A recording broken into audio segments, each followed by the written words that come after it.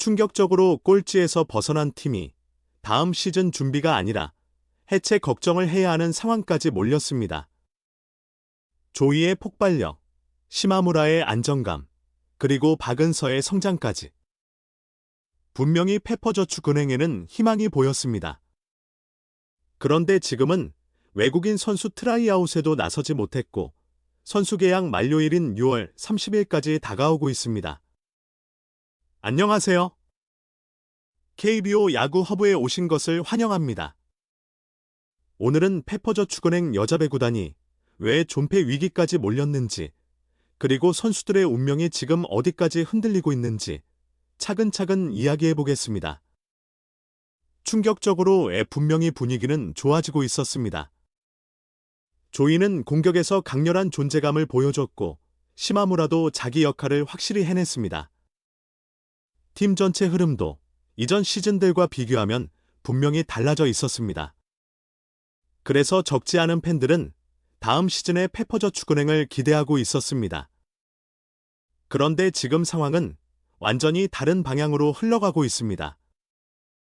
다음 시즌 전력 보강을 걱정하는 단계가 아닙니다. 이제는 팀이 계속 존재할 수 있느냐를 걱정해야 하는 상황입니다. 가장 상징적인 장면은 외국인 선수 트라이아웃 불참입니다.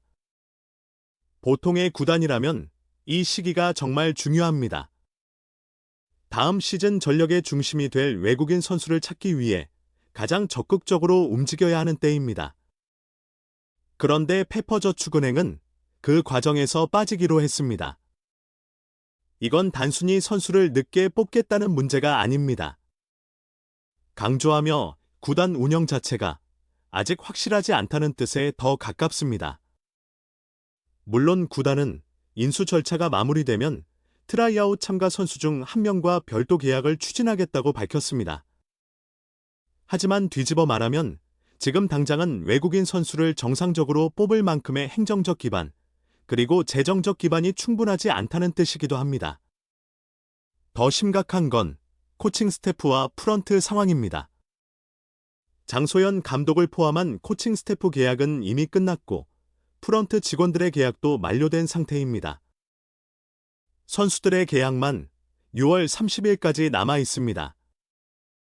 겉으로 보기에는 아직 페퍼저축은행이라는 팀이 남아 있지만 실제로는 다음 시즌을 준비하는 정상적인 구단 시스템이 거의 멈춰섰다고 봐야 합니다.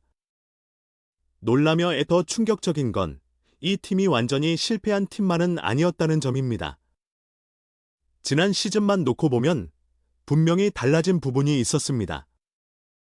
창단 이후 처음으로 최하위에서 벗어났고 시즌 전체의 공기도 이전과는 달랐습니다. 운 좋게 몇 경기를 이긴 수준이 아니었습니다. 팀이 조금씩, 정말 조금씩이라도 앞으로 나아가고 있다는 느낌이 있었습니다. 가장 큰 이유 중 하나는 외국인 선수 조이의 존재였습니다.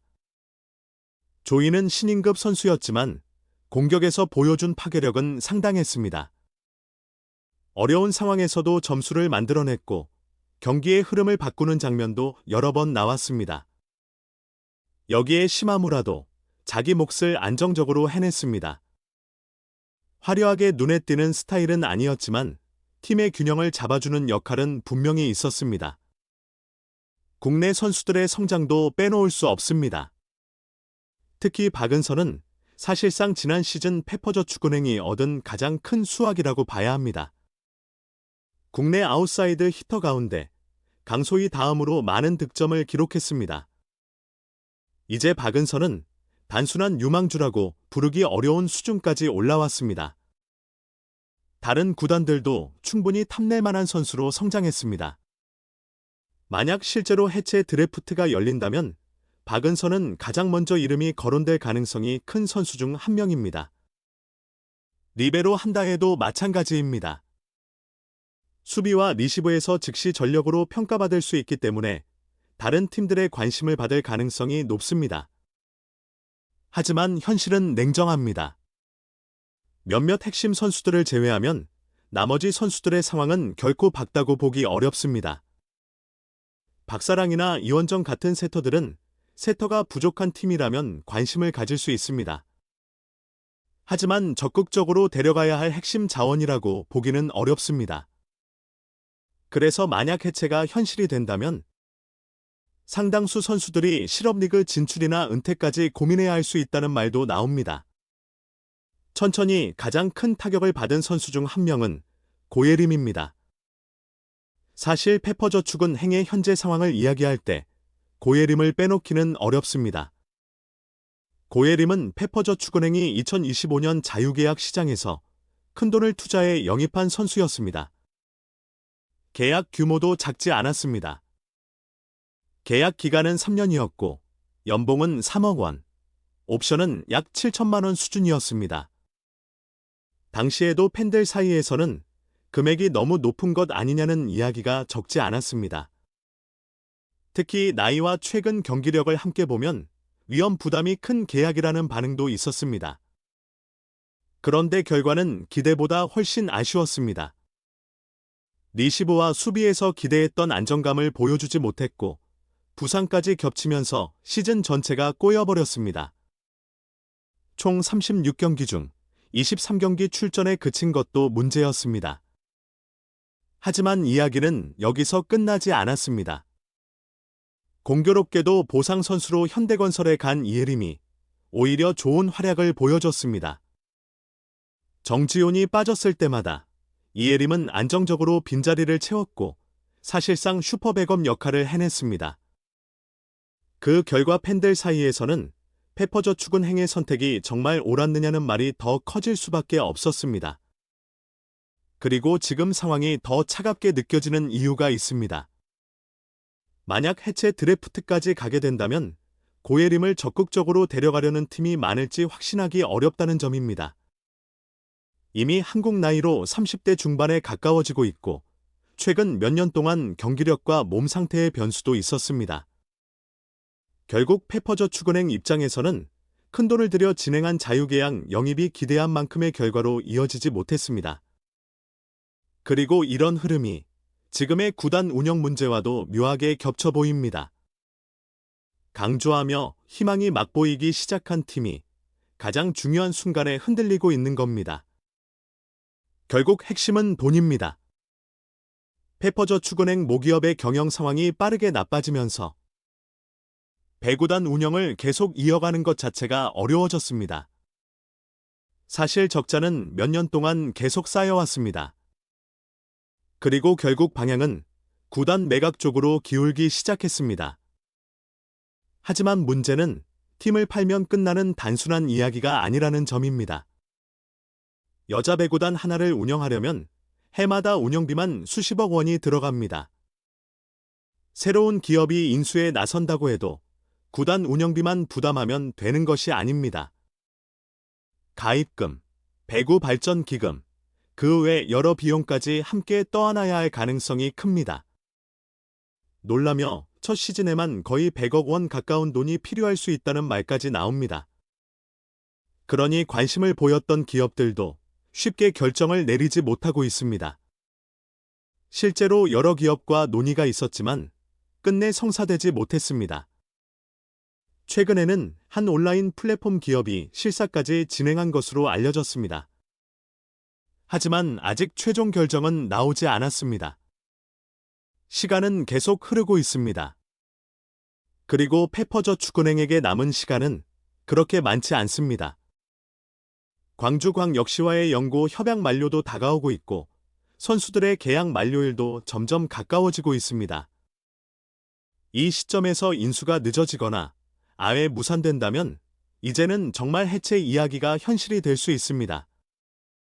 천천히 지금 가장 불안한 사람들은 결국 선수들입니다. 팀이 아직 완전히 사라진 것은 아닙니다.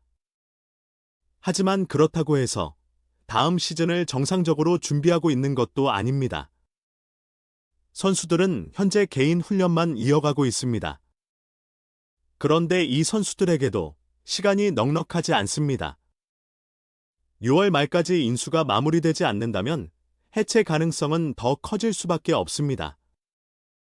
그렇게 된다면 이미 쌓인 엔드 트레이드로 팀을 떠난 박정아와 이한비를 제외한 선수들은 특별 드래프트 대상이 될 가능성이 높습니다.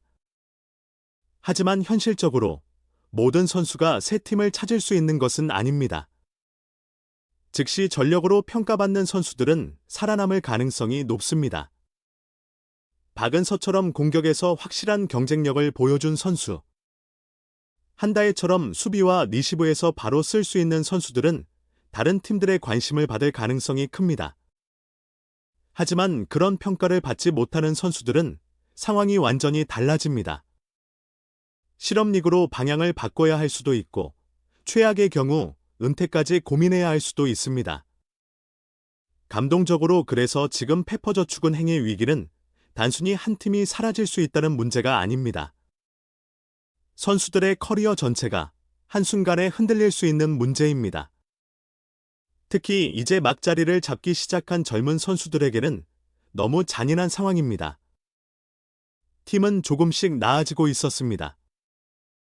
경기력도 달라졌고 선수들도 기회를 잡기 시작했습니다. 그런데 갑자기 다음 시즌이 아니라 자신의 미래 자체를 걱정해야 하는 처지가 됐습니다. 성적이 나빠서 무너진 팀이라면 그나마 이유라도 명확합니다.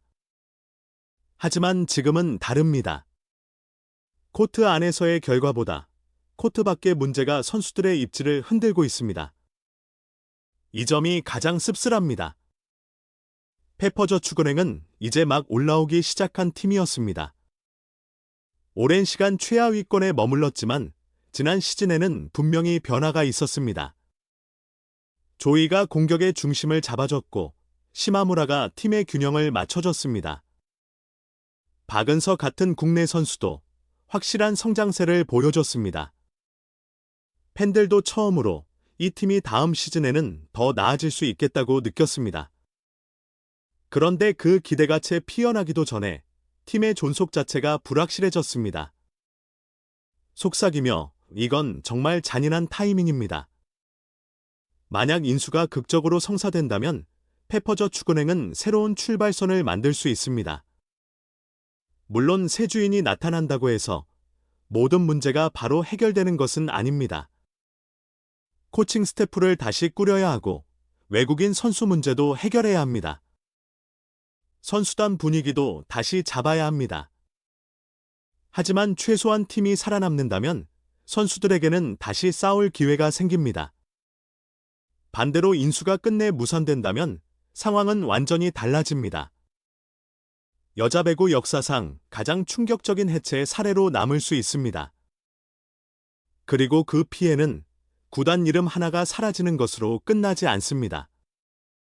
선수들의 커리어, 팬들의 기대, 지역 연고의 의미까지 함께 흔들릴 수 있습니다. 강조하며 결국 지금 페퍼저축은행에게 필요한 것은 말이 아니라 결정입니다. 시간을 더 끌수록 선수들의 불안은 커질 수밖에 없습니다.